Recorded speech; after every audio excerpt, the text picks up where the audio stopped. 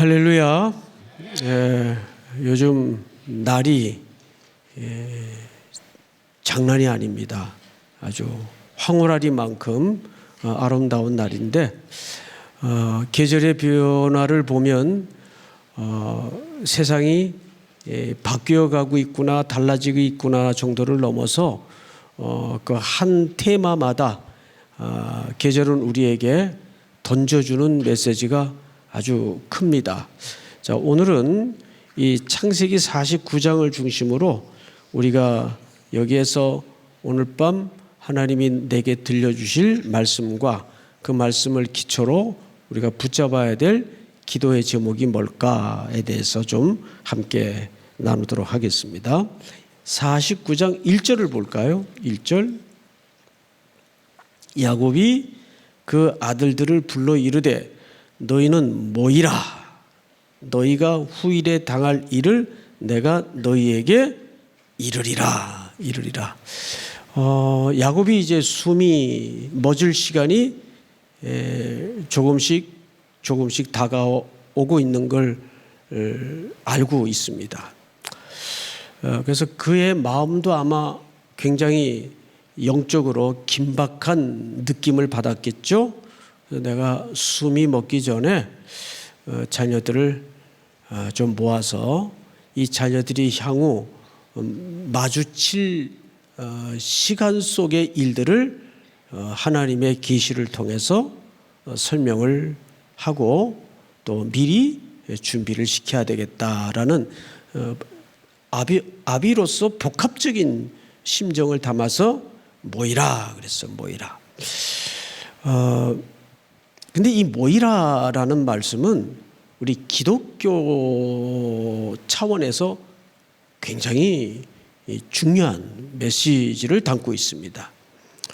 원래 전도서라는 말도 코헬렛이라고 그러죠. 코헬렛이라는 말도 모여서 회집해서 들으라 그 뜻이에요. 들으라.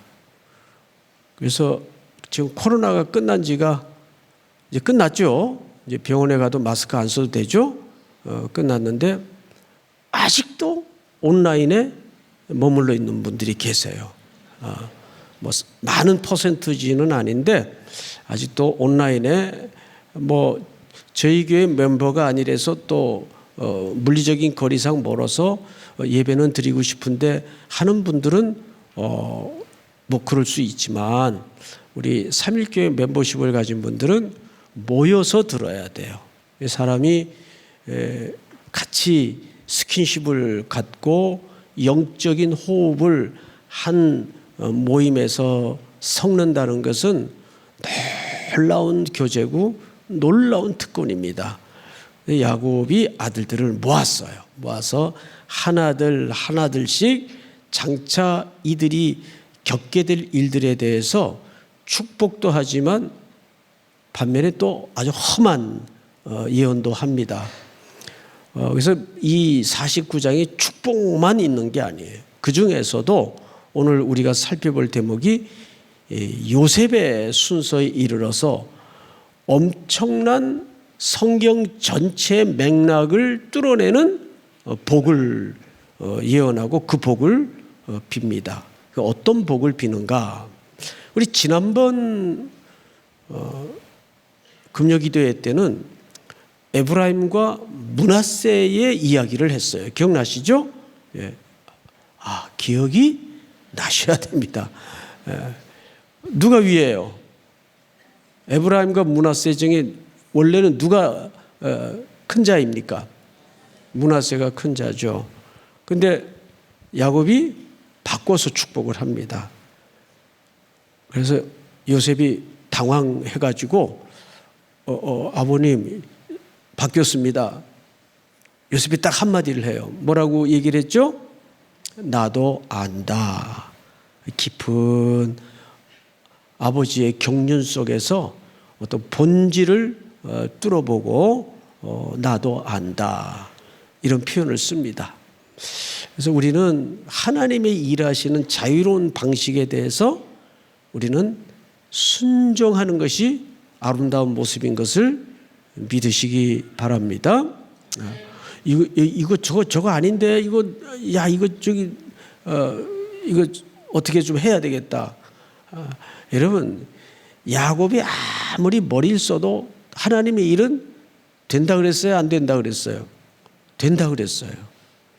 인간이 중간에서 아무리 실수를 내도 주의 일은 됩니까, 안 됩니까? 되고 말고요. 되고 말고요. 그래서 그때 우리에게 필요한 것이 뭐냐면 하나님의 주권. 하나님의 주권. 믿습니까? 이 하나님의 주권을 믿는 신앙은 아주 중요한 신앙의 기초예요. 기초. 그래서 슬픈 일을 당해도 어려운 일을 겪어도 여러분들은 하나님의 주권을 당연히 믿겠지만 어느 지점에서 그 주권을 인정해야 될까요? 내가 매우 불행스러워 보이는 일을 겪고 마주쳤다 할지라도 하나님은 나를 어떻게 하신다? 사랑하신다. 그리고 내 인생의 하나님은 항상 사랑하시는 분이시기에 최고의 것을 준비하시는 분이시다. 어떤 상황 속에서도, 불행한 상황 속에서도, 매우 깊은 슬픔을 마주한 상황 속에서도 그 하나님의 사랑의 주권을 믿어야 돼요. 그냥 주권이 아니에요. 나를 사랑하신다는 그 주권, 내가 하나님께 속해 있다는 것 자체가 얼마나 특권을 누리고 있는지 우리가 알고 있어야 됩니다. 믿습니까? 근데 그거 별로 그 인식 없이 그냥 댕강댕강 헐렁헐렁 시간을 흘려보내는 분들이 있어요. 그걸 항상 인식하고 살아야 돼요. 하나님은 나를 그냥 사랑하시는 게 아니라 아들을 내어주기까지 사랑하신다. 믿습니까? 자, 그런데 이제 22절을 잘 보세요. 22절을 보시면 요셉은 무성한 가지고 샘 곁에 무성한 가지라 그 가지가 담을 넘었도다. 오늘은 이제 또 안수 순서도 있고 하니까 이 한 절만 집중적으로 좀 다루도록 하겠습니다. 우선 이 일은 창세기 41장을 좀 보십시다. 41장 띄워주실까요? 네. 요셉이 그의 장남 이름을 뭐라고 했죠? 므낫세라 하였으니 하나님이 내게 내 모든 고난과 내 아버지의 온 집 일을 잊어버리게 하셨다 하며, 이 본문을 잘 보시면 요셉은 사실 제일 힘들었던 공동체가 어떤 공동체였습니까? 가족사의 문제였어요. 그리고 그 형들의 모함과 거짓 때문에 그가 억울한 일을 겪고 결국은 고난의 길로 내몰리고 고향도 떠나게 되고 애굽이라는 풀무의 현장에 던져져서 어디까지 갔다 왔죠? 마지막까지 가서는 안 되는 감옥까지 갔다 왔어요. 감옥까지. 그러니까 그 일을 얼마나 징그럽겠어요. 그걸 여러분도 그렇잖아요. 내가 뭐 나이가 젊든 많든 내 인생에 가장 처참했던 시간을 떠올리면 지금도 가슴이 아리고 눈물이 날 정도로 어렵고 힘들었던 시간들이 있을 거 아니에요. 없나 보죠? 네? 네, 저는 많아요. 혼자 마음에 새겨야 했던 그 젊은 날의 그 잿빛 같은 시간들이 많아요. 그 요셉이 그런 얘기를 하는 거예요. 그런데 애굽에서 첫 아들을 낳았는데 이름이 므낫세예요. 므낫세. 그 생명을 보는 아버지로서의 기쁨을 세상에 어떤 것으로 대신할 수 있겠습니까? 그래서 그 아들의 이름 속의 의미가 뭐예요? 오늘 본문을 보니까 이렇게 돼 있어요. 22절, 41장 51절을 한번 다시 띄워주세요.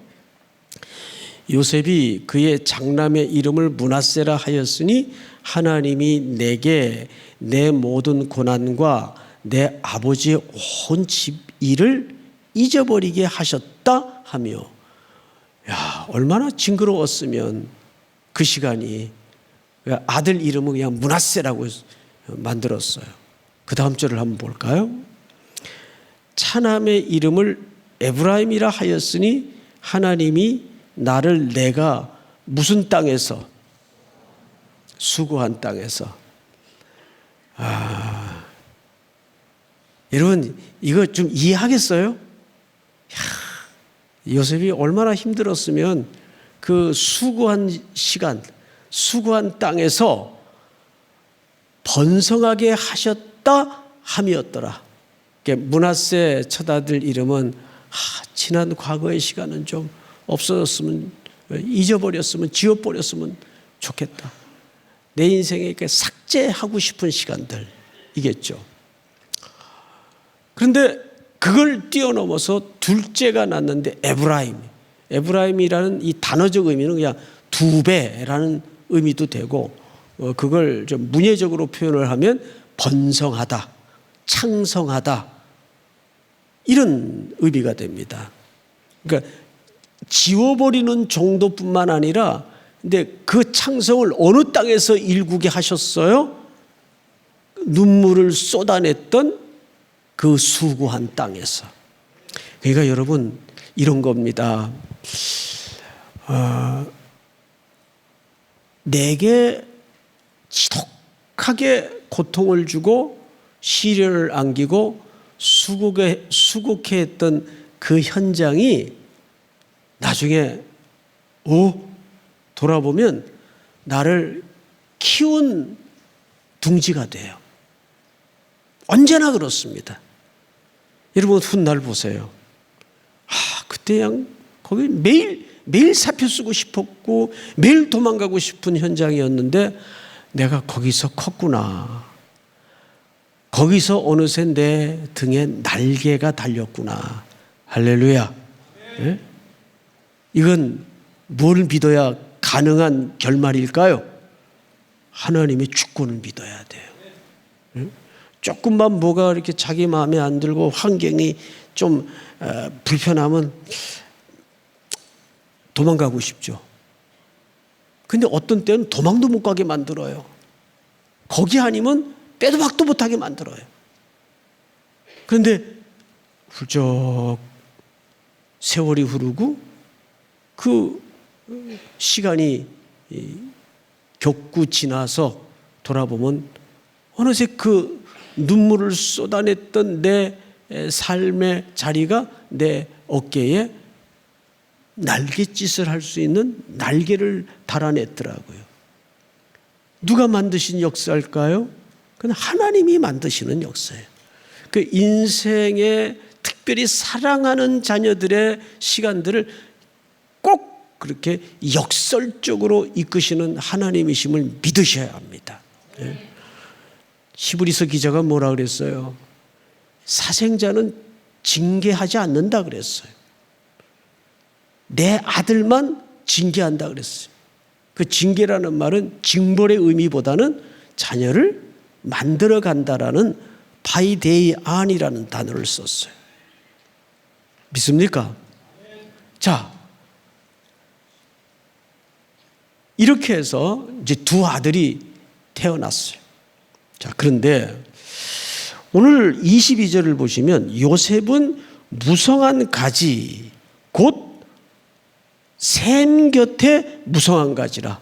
이거는 제가 작년 특세 때 이 대목을 한번 설명드린 적이 있어요. 여기 샘이라는 표현은 아인이라는 히브리 말을 썼어요. 아인. 근데 이 아인이라는 말이 두 가지로 해석을 합니다. 첫째는 이 아인이라는 말은 물이 솟는 원천, 샘을 얘기해요. 샘. 그리고 또 하나는 눈물이라는 뜻이 됩니다. 아인. 그 아이, 이 눈물이라는 뜻이 돼요. 눈에서 뭐가 나오죠? 눈물이 흘러요.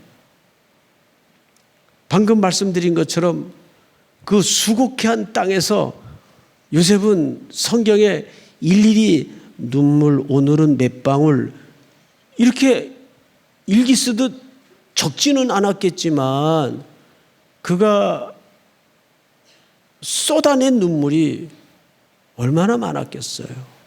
억울하잖아요. 기가 막히잖아요. 가장 사랑스럽고 사랑받던 집에서 딱 형들의 모함과 거짓에 팔려가지고 이 불구덩이 속에 던져졌는데 그것도 괜찮아요. 그것도 무슨 편안한 자리로 던져진 게 아니고 종으로 팔리고 또 누명까지 씌워져서 나중에는 감옥까지 들어가게 됩니다. 근데 그가 억울한 일을 겪고 모진 사연을 만날 때마다 성경은 일관되게 따라붙는 수식어 하나가 뭐였습니까? 형통케 하셨더라. 그럼 그 형통케 했다는 말은 요셉의 시선이었겠습니까? 하나님의 시선이었겠습니까? 당연히 하나님의 시선이죠. 그러니까 내가 이해하는 이 시간의 시선과 하나님이 그 시간의 주인이시면서 우리 인생의 경영의 주인이시기 때문에 운영하시는 시선은 다를 수밖에 없어요. 그래서 성경도 뭐라 그래요? 너희 생각과 내 생각은 달라서 그래요. 달라서. 그러니까 우리는 늘 하나님이 그 경영에 온전히 눈 열어지지 않았기 때문에 이게 뭔가 하고 어리둥절하다가 전전긍긍하면서 당황하고 어떤 때는 이끌려 인생의 시간을 겪을 때가 한두 번이 아니잖아요. 왜 갑자기 이러지 나한테? 이런 일이 겪어지는 겁니다. 하나님의 경영과 인생의 시간표는 다를 수밖에 없어요. 그러니까 그 애굽 땅에서 얼마나 많은 눈물을 쏟아냈을까요? 아인, 이 히브리 말이에요. 눈물이라는 의미도 되면서 동시에 샘이라는 뜻이 돼요. 이게 하나의 워드 플레이 개념으로 이해를 가져야 됩니다. 자, 그런데 여기 또 하나 우리가 성경을 다시 보십시다. 22절. 요셉은 무성한 가지 곧 샘 곁에 무성한 가지라 그 가지가 어딜 넘어요? 담을 넘었도다. 여러분, 여기에 가지라는 말이 3번 등장을 해요. 근데 첫 번째, 두 번째는 같은 단어예요. 근데 마지막 3번째는 단어가 달라요. 자, 그래서 그 부분을 먼저 설명을 하겠는데 첫 번째, 두 번째 단어는 벤이라는 단수를 썼어요. 벤. 이 자녀라는 뜻입니다. 자녀. 원래 히브리 말로 벤하면 무슨 뜻이에요? 아들, 자손이라는 뜻이거든요. 이 말은 자녀라는 뜻입니다. 단수를 썼고 큰 줄거리. 그런데 샘 곁에 무성한 가지예요. 이게 무슨 뜻일까요? 샘 곁에 무성한 가지. 아까 샘은 무엇으로도 번역이 된다고 했죠? 눈물, 눈, 아인. 그러니까 이 샘 곁에 무성한 가지라는 말은 그 무성한 가지가 되기까지 많은 쏟아낸 눈물이 있었다는 얘기입니다. 근데 우리가 이거를 조금 단순하게 글자 그대로 해석을 하는 것보다는 이걸 좀 풀어내 보십시다. 운다는 것은 좋은 걸까요? 나쁜 걸까요? 좋은 걸까요? 나쁜 걸까요? 아니, 뭘 생각하세요? 팔복에 보면 애통하는 자는 뭐가 있나니? 그 원래 원문은 복이 있도다 애통하는 자요. 여러분, 애통은 복 있는 자만이 애통할 수 있고 눈물이 있다는 그 사람이 회복의 여지를 시작했다는 뜻입니다. 살아있다는 뜻이에요. 믿습니까? 네? 우리 속에 시들시들하고 모든 게 말라가고 죽어가고 병이 들면 눈물이 안 나와요. 제일 무서운 게 눈물이 마르는 정서적 상태가 진짜 위험한 거죠. 웃지 않죠. 그냥 어떤 일에도 덤덤한 표정, 저 같은 표정, 이건 심각한 거예요. 사람이 감정이 회복이 돼서 그 눈에 눈물이 흐른다는 것은 드디어 이제 가능성을 열기 시작했다는 뜻입니다. 맞죠? 맞습니다. 그래서 여러분, 너무 안 울어도 그게 무슨 대단한 용기가 아니에요.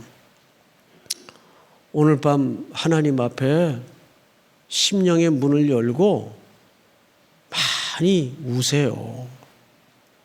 저는 이 본문을 이제 준비하면서 제일 먼저 떠오르는 분이 한 분 계셨어요. 어머니예요. 어머니. 어머님이 네 남매를 키우시면서 몸뚱이만한 보따리를 매일 머리에 이 중앙에 머리가 다 빠질 정도로 키가 자그마한 분인데 보따리 장사를 하셨어요. 전국을 돌면서. 그러니 그걸 끝나고 이 집에 들어오시면 얼마나 몸이 그 물에 젖은 솜처럼 무겁고 쑤시고 아플까요? 한 번은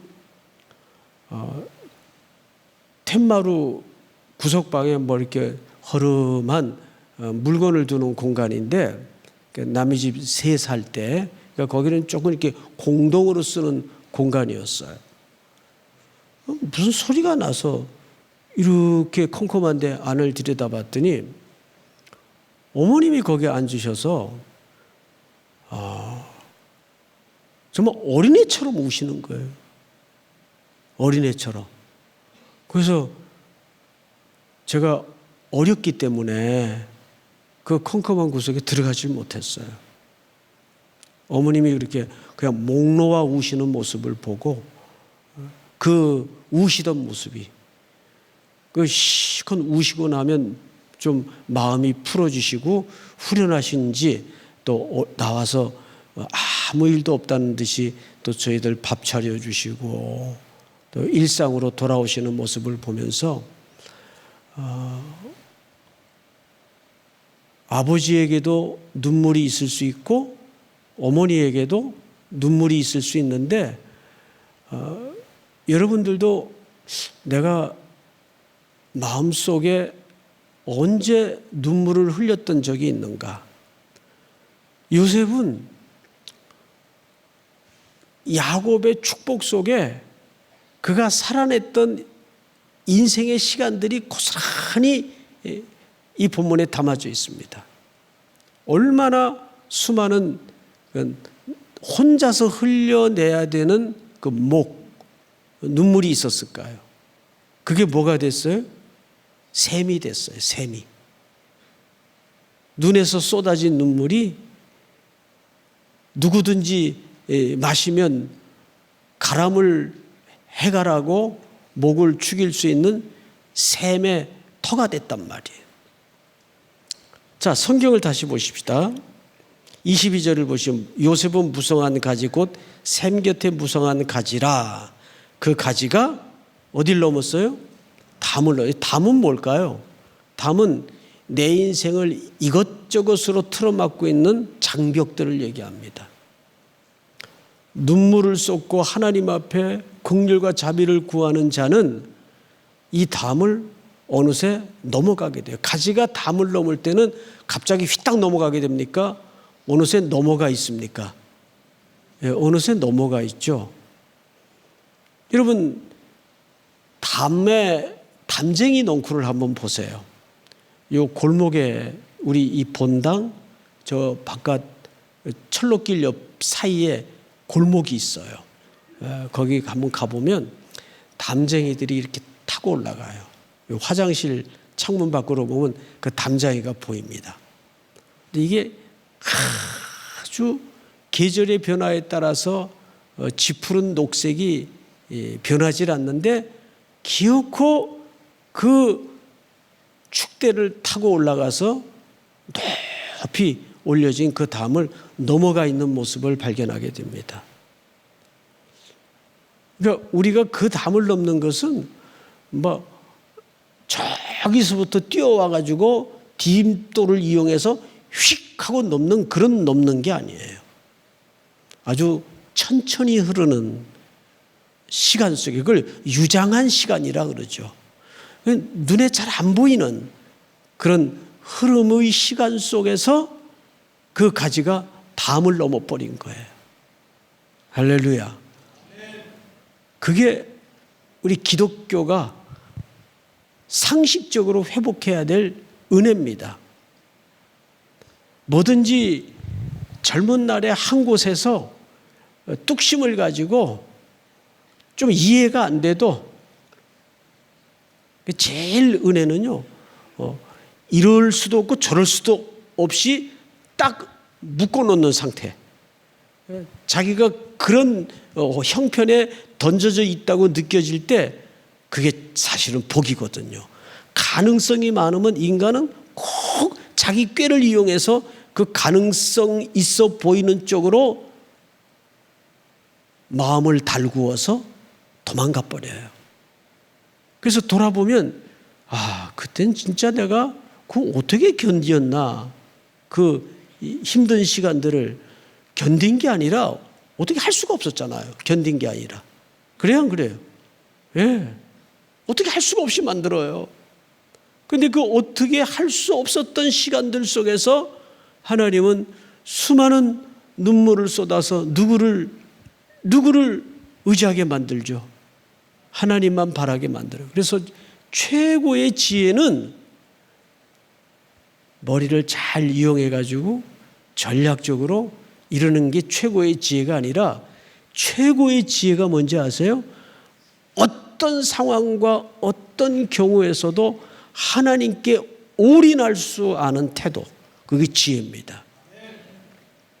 요셉은 그렇게 살았어요. 근데 그러고 보니까 그 지혜도 누가 만들어내신 지혜일까요? 예, 하나님이 만들어내신 지혜입니다. 이럴 수도 없고 저럴 수도 없게 만들어서 나를 그 자리에서 옴짝달싹 못하게 하신 줄 알았는데 그 시간 속에서 하나님은 나를 기르시고 만드셔서 슬그머니 어느새 담장을 넘어가 있게 만들더라고요. 할렐루야. 이 말씀이 우리를 살리는 거예요. 오늘도 이 가운데에는 이 얼굴 보면 탁 알아요.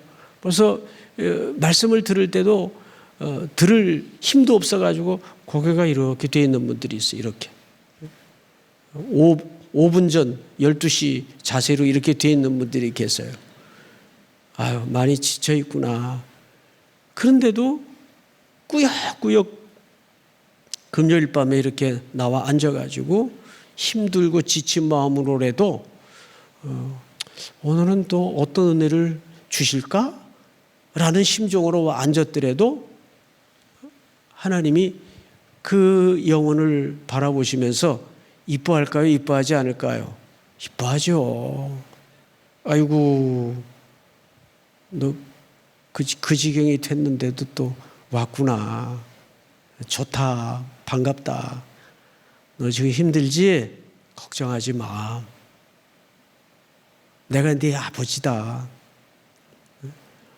이참은 내가 너를 원수막에 손 못 대게 잡아챈다. 걱정하지 마라. 아멘. 그러니까 하나님께 소망을 두는 게 최고의 용기예요. 최고의 지혜입니다. 믿습니까? 네. 우리 찬송가 526장 목마른 자들아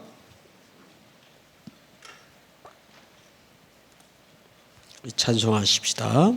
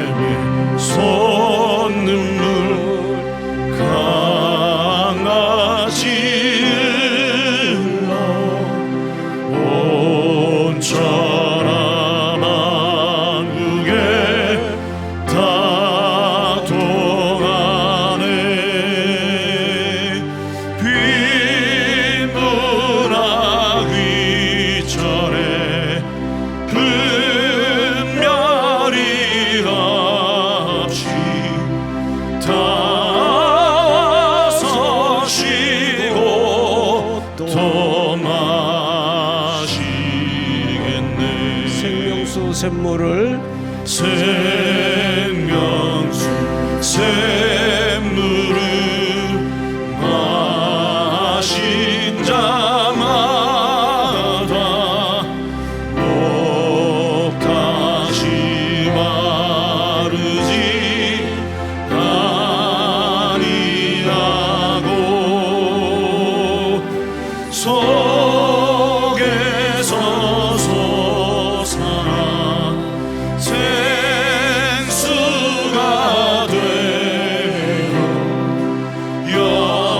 영원히 솟아늘 부산이